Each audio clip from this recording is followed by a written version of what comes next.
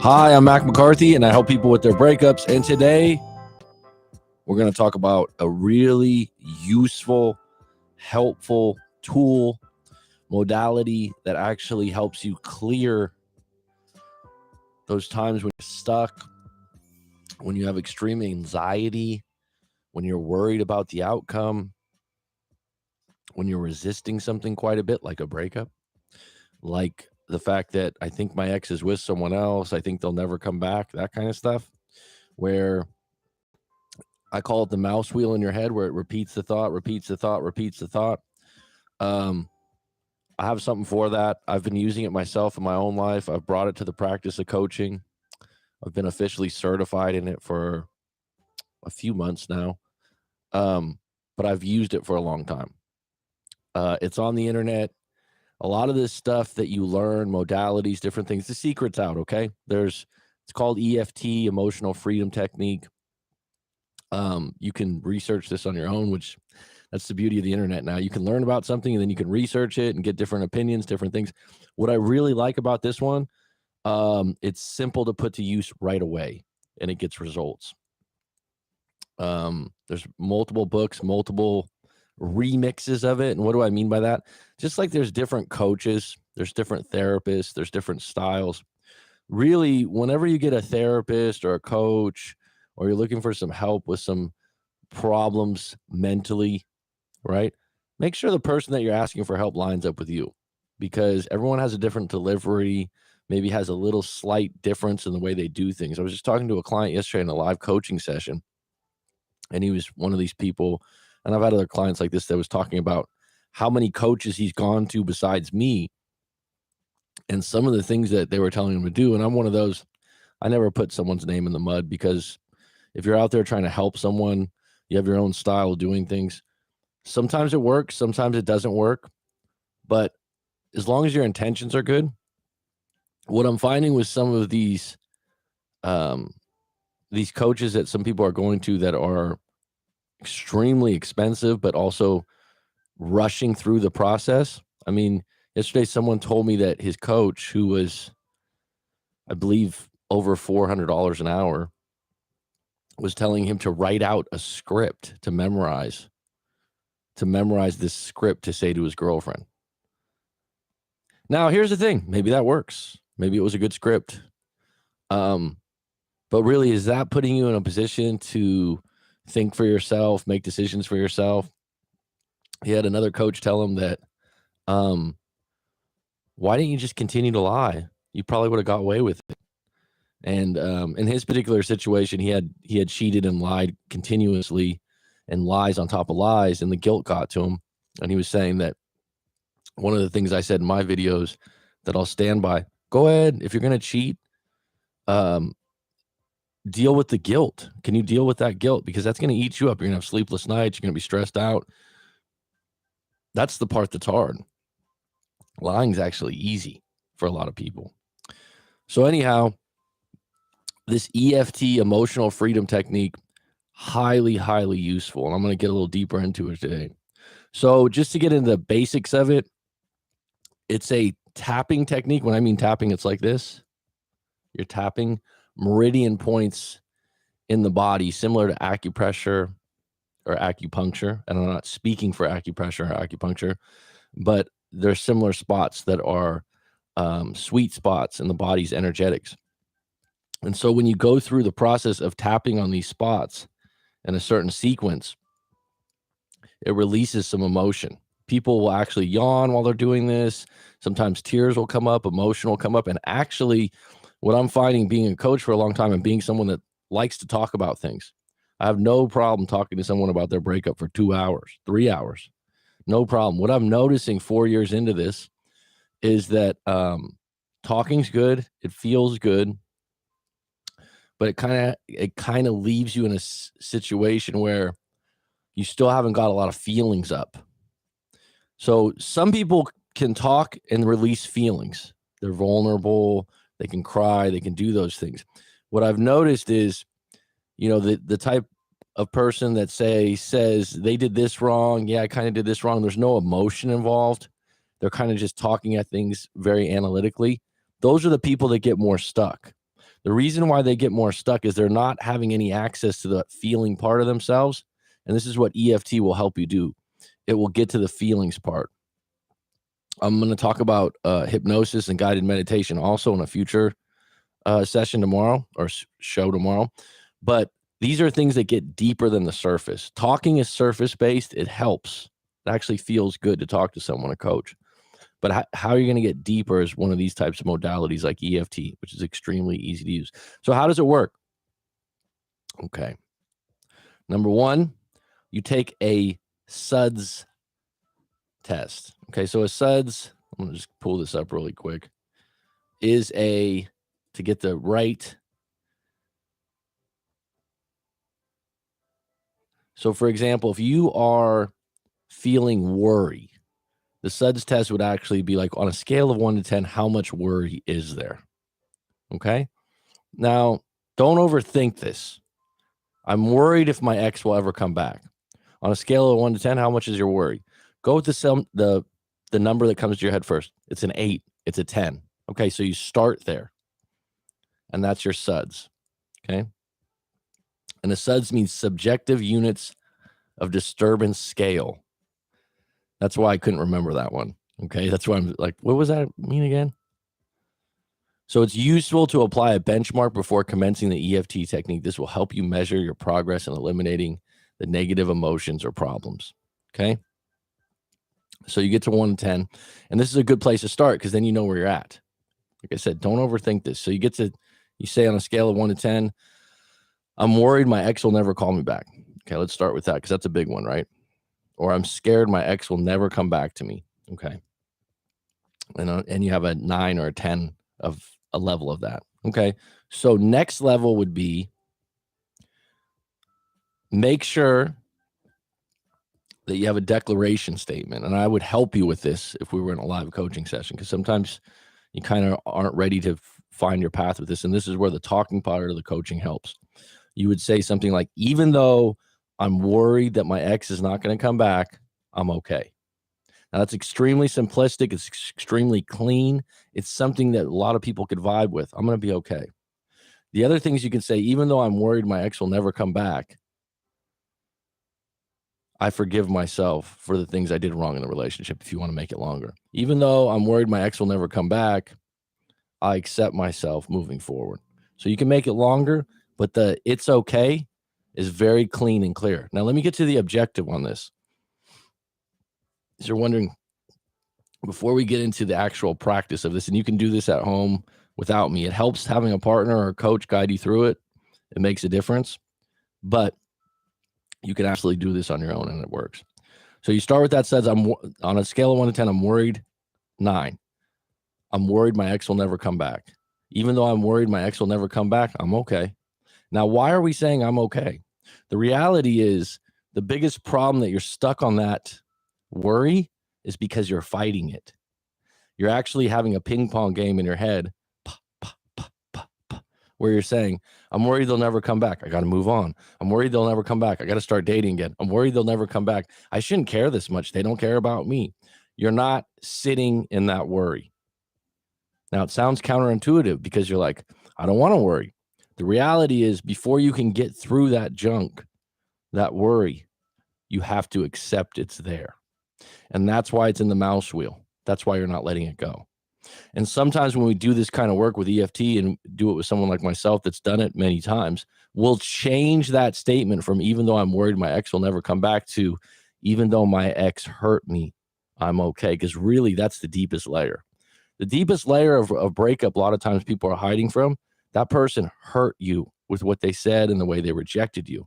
All the layers above that are just extra sauce, extra stuff that you can kind of discard and throw around. But really, sometimes we can't accept that they hurt us, right? Or we're hurting, period. So getting back to that statement, even though I'm worried that my ex won't come back, I'm okay. Now, these are the tapping spots. It's a karate chop on the side of your hand. And this is where you would start. There's the crown chakra on the top. There's the bone at the end of the eyebrow.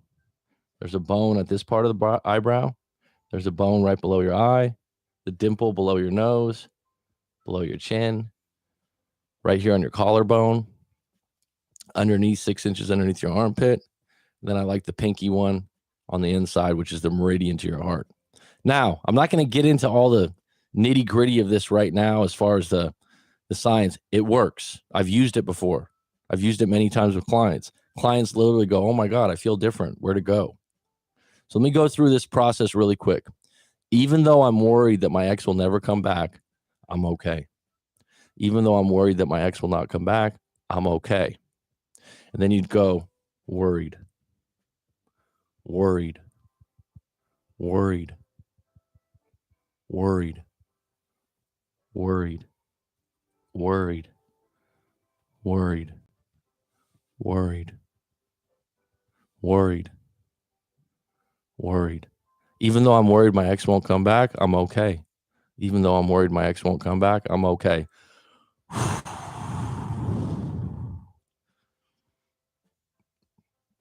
Now, I did that a little faster than I usually do with a client just to get through it real quick.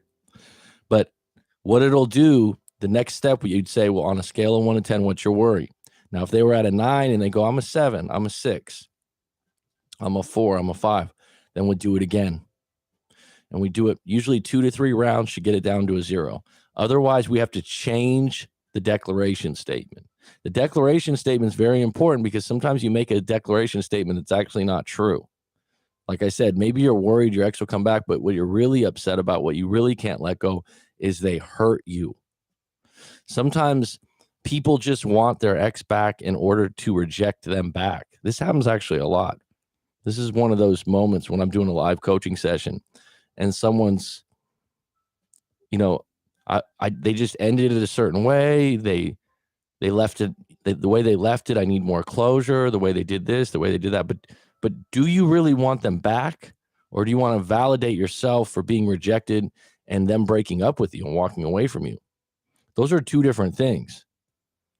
A lot of times people say the ideal thing would be for the other person to come back, beg them back so that they could reject them. And they're actually, when they tell me this, their eyebrows are like squinting. They're kind of surprised because they didn't know that existed, because their conscious mind is saying, oh, I just need closure, or I just need to have another conversation with them.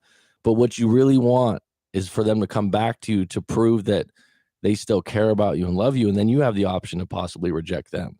And a lot of cases when those people come back, sometimes it's a turnoff, right? Because once you break up, it's hard to get back together and get back on deck the way you were. So getting back to this emotional freedom technique, I've used it before. It works. I use it in coaching sessions now. The client's feedback on it has been outstanding. And literally people will go through the tapping and go, where to go? It works very well with anxiety, sleepless nights. Even though I can't sleep right now, I'm okay. Even though I can't sleep right now, I'm okay. Can't sleep. Can't sleep. Can't sleep.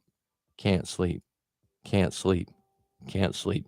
Now I'm doing that really fast, but what you're doing is you're putting it into your system. I can't sleep right now. You're accepting it. What happens when you can't sleep? You're not accepting it. You're fighting it. You're actually telling your mind, like, God, I got to wake up early tomorrow. Why can't I sleep? When I was a little kid, when we'd go fishing, my father was one of those people that get up at 4 a.m. wide awake.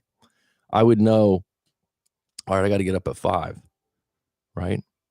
And I couldn't sleep because in my head, I got to go to sleep. I got to go to sleep. I was putting this pressure on it. I wasn't accepting, like, I'll just fall asleep. I was putting added weight on it. I was resisting the fact that I have to go to sleep. It wasn't my pleasure to go to sleep. So when you tap this out, you just go, I can't sleep right now. You accept it. And actually, it'll relax you and you'll go to sleep. I'll give you another example that's not directly related to EFT, but it's highly useful for you to learn. A lot of times people forget their keys leaving the house. Oh shit, where's my keys? I misplaced them again. Now, if you take a moment and accept that you can't find your keys.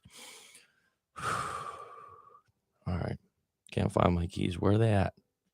Instead of going, fuck, I never have my keys in the right spot. Who put my keys here? You're resisting it. Now your mind's going in 4 different directions and it can't decide on what feeling to feel. But if you take time and go, where did I put my keys? Some things will pop up on the desk counter and they'll be there. If they're not there, maybe someone moved them. Next thing. All right, let me call my partner up. Let me call her up and ask her, honey, did you put the keys somewhere?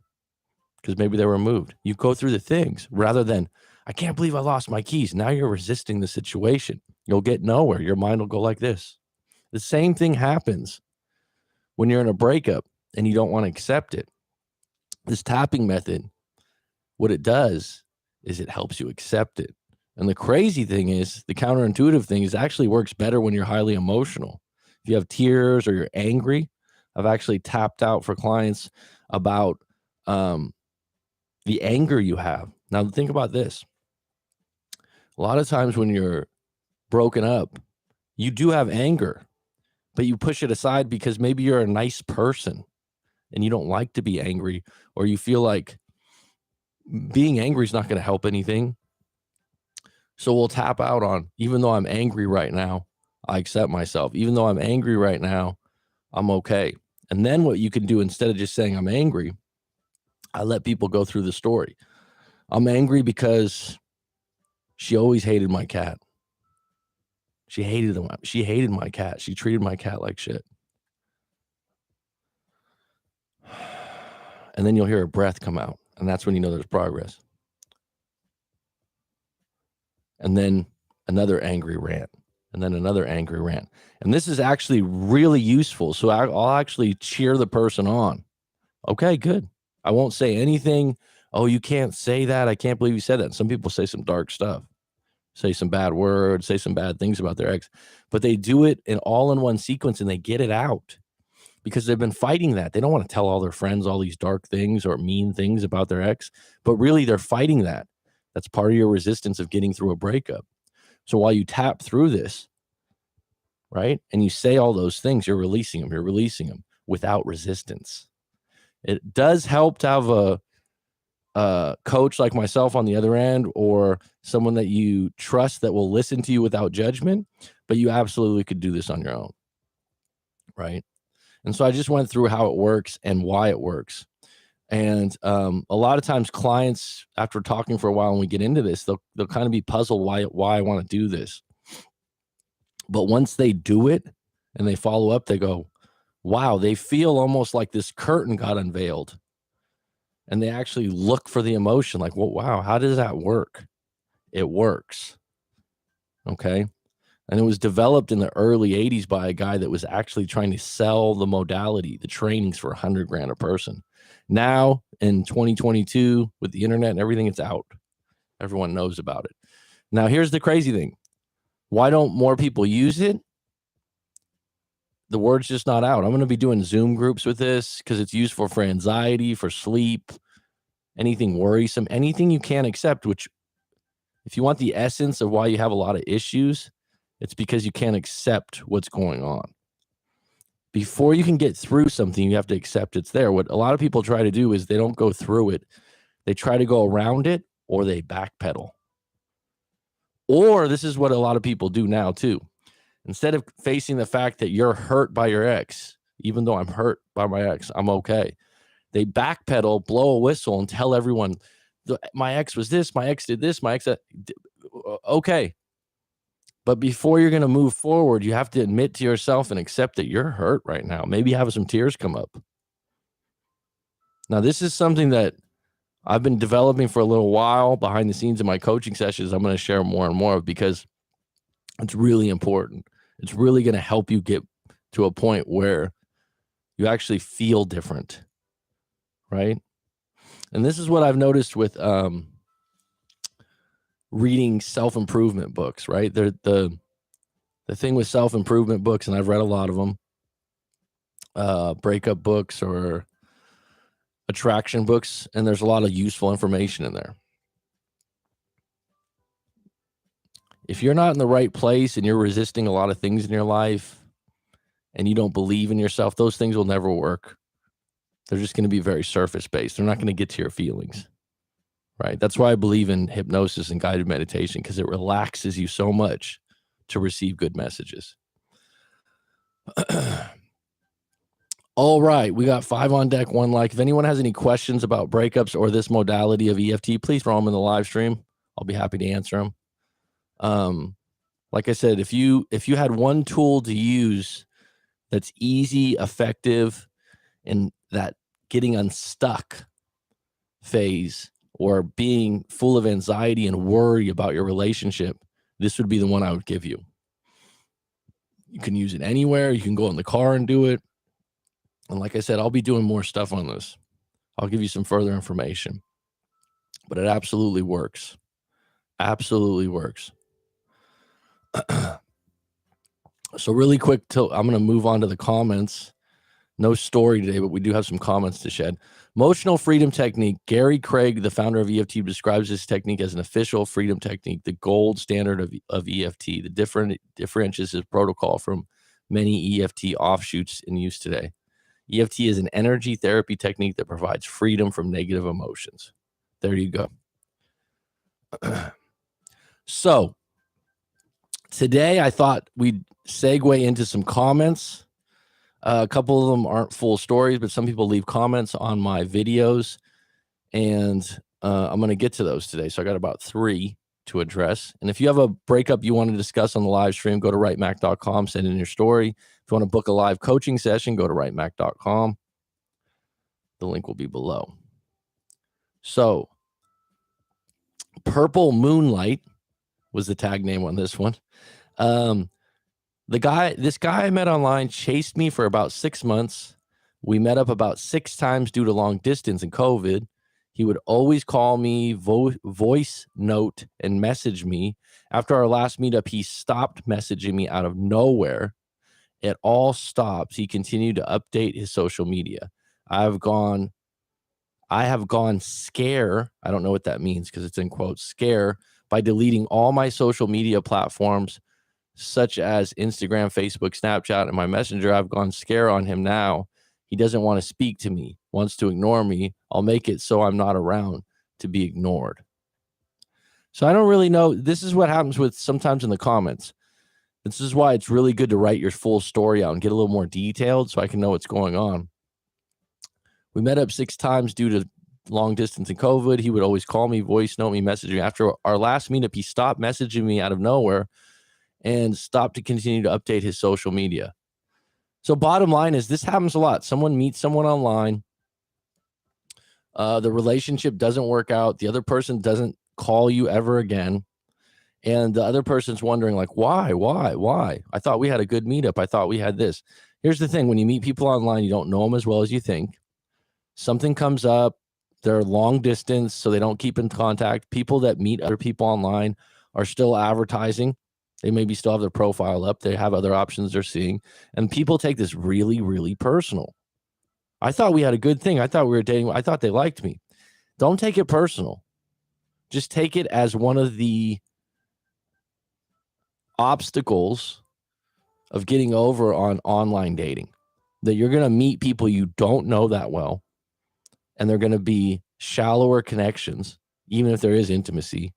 And then when they're gone after 2 or 3 dates that you thought were good, it's possible they're just seeing multiple people. And that's okay. That's not personal. That's not because you're a jerk. That's not because you're a piece of crap or anything like that. And you trying to figure it out is just going to drive you nuts. So the best thing to say would be, even though I don't know why they're not calling me, I'm okay. Stop trying to figure it out, except you don't know. Stop being Sherlock Holmes. All right, ST690 on the live stream chat. Why does a new boyfriend want to know so badly about my past relationships? Tries to act jealous. They get really jealous after long distance. Tries not to act jealous, then get really jealous after long distance. Every in-person to person. I don't know what you mean by that, but I'll answer the first question. Why does a new boyfriend want to know so badly about my past relationship? If I had to guess, ST690, you're probably in your early to mid 20s. That's usually a spot where a lot of guys care more about that. Not all men are like that. I would say that your boyfriend probably hasn't had a lot of girlfriends prior to you, and probably hasn't had a lot of experience on his own. And so he's trying to measure that up. I could be wrong. He might be looking at it like, I've only been with 2 women and you've been with 7 guys. It matters to him. Now, the part where he tries not to act jealous, then gets really jealous. If he's a jealous person, you got to set your boundaries on what you're willing to accept. Some women like guys showing jealousy because it shows they care for them, but there's a line. And just realize you decide what you accept and don't accept in any relationship. So this idea that he's jealous, he's doing this, where do you draw the line? Now, how much does he want to know about these past relationships is up to you to divulge. If it's an uncomfortable situation, why is it uncomfortable for you? And you have the right to say yes or no or not go into that, is what I would say. All right, comments. Back to the comments. So this is another comment from, I think it was Holzine Michael on one of the videos I have out. You're one of the best relationship coaches I found these last 2 years. Well, thank you. And I'm not one to try to be smart or know it all. Either am I. I'm very impulsive and I make every wrong mistake with my current girlfriend. Wow, you're really owning that, huh? That's not a good thing to. I make every wrong mistake with my current girlfriend. Current one. Must not be too many mistakes if she's currently your girlfriend. I came here for the no contact thing, but eventually binge listening to you as my girlfriend has strong leverage over me that I want to balance out. Well, if your girlfriend has strong leverage over you, identify what the leverage is and overcome that, because that could be the beginning of the end. That creates that I'm walking on eggshells. That's a really good thing to realize too, when someone has leverage over you and you're oblivious and non-mindful to it, because it will force you to act in ways you don't want to act. And that's not healthy for a relationship or for you as an adult individual. What I want to say is I'm 40 years old and have a friend from high school who had this girl that was obsessed with him in an inexplicable way. 15 to 20 years she put up with him having all the women he wanted, and she always allowed it. So right there, I'm just going to tell you this. There are people in non-monogamous relationships. Polyamory is gaining steam. There are people that are in open relationships and completely okay with it. So the fact that you think that's a problem for your friend or for the girlfriend, let them deal with it and let it pan out for them. As if she was waiting patiently for him to settle down. One day, 5 years ago, they both are in their 40s now, she offered him a skydiving experience. It seems that the experience is so incredibly intense that he started to shout, I love you, midair. He hasn't had another woman since. And 6 months later, they moved in together and she got pregnant, and he's a family guy like no other. Wow, that's really interesting. So are you saying that you believe that the intensity of the skydiving trip created more love? That makes me go, Well, it's incredibly possible that they had this emotional moment together where maybe when he was skydiving, he felt like the emotion of possibly dying and not saying how much he loved this woman. Very interesting. I suspected the girl in this account felt the same exact rush, except the imprint went to the wrong man. I'm convinced that this peculiar situation was triggered by that skydiving rush. I do have to say his attempt at pleasing the woman backfired in the most unfortunate way possible. No one can see that coming except the skydive instructor. I'm pretty sure they're aware of the rush that can change 20-year-old habits in a man. Well, that's really interesting feedback. The only thing that gets lost here is you're a secondary source, but I like that you shared it. I would love to ask the individual that was skydiving what conclusions he came to. But I would say that a skydiving experience, which I haven't done, which I'd be probably scared to do, to be honest, would create a moment of, oh my God, I might die from this. I better say I love everyone. Thanks for sharing that. I will get into the comments pretty quick because I got one more to relay. So anyone that's on deck right now, go ahead and throw it in the live stream. My girl has been changing out of these work. My girl has been hanging out with these work girlfriends who blatantly cheat on their partners. Go after rich guys. So that's not a red flag. That's like 10 red flags. Here's the thing about that. This comes up a lot. You won't control her friends. You won't control the people she hangs out with. You can make suggestions. Some people will listen more than others. Some girlfriends will like that you put your foot down and that you care, and some other ones will walk the other way. This isn't one of those things that goes one way or the other. You have to be honest with yourself. When does it end? We broke up so just to start again, my girlfriend has been hanging out with these work girlfriends who blatantly cheat on their partners, go after rich guys. We broke up 8 months ago and recently reconciled. Her friends were the reason we broke up. Okay, so I'm just going to correct you really quick. Her following her friends, her dealing with those friends in lieu of the fact that she knows you're uncomfortable with them. If what you say is true, they blatantly cheat and go after rich guys. She had a choice to hang out with them or not hang out with them. So don't just blame it on the friends. She had a role in this. She still sees them. I haven't told her to stop seeing them, but she knows my feelings about her morally bankrupt friends. Great line, morally bankrupt friends. Well, I would just say if they're still hanging out, the problem hasn't really been fixed. And I would ask her, what does she see in hanging out with him? And can she see your point of view that these people blatantly cheat, they're into rich guys, and how it messes with your relationship? And how would she feel if you hung out with guys that blatantly cheated and went after women that were easy? Okay.